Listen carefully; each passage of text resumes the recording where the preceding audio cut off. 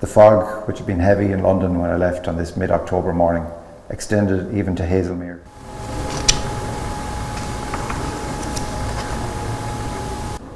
When I left the Royal Huts Inn on the top of Hindhead in order to visit the Devil's Punch Bowl, so it was really a consequence of deafness that all of this resulted from.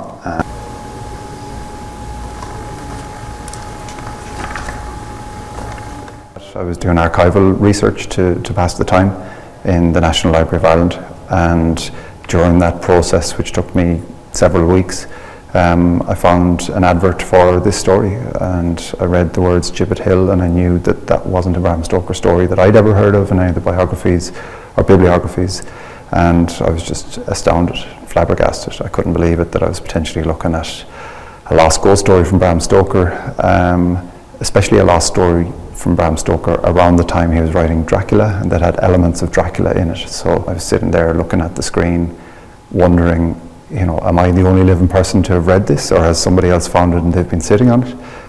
It was just an incredible experience, and it's quite surreal now to be in, you know, Casino Marino, which is an opulent old building a few hundred meters from where Bram was born, and standing beside a painting inspired by three of the characters from the story. So yeah.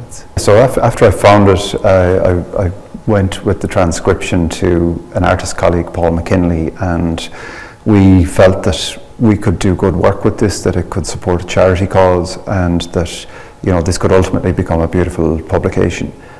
We needed to verify the story with the Stoker expert, so we went to Paul Murray, who's my favourite of the Stoker biographers.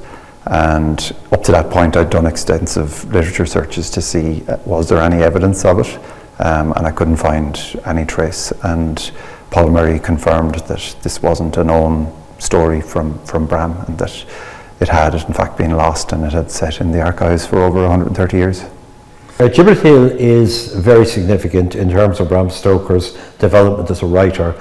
It's published in 1890. That's the year that Bram Stoker makes his first notes for writing Dracula.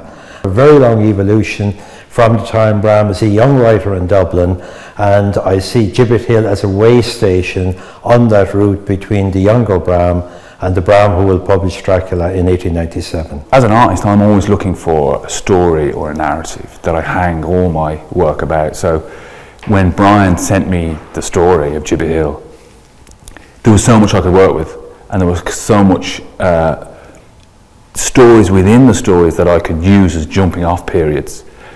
This story hadn't been read for 130 years, so I was making new images, new content for an old story. So I was almost coming at it fresh, coming at it anew, making something new of something that's been buried for so long.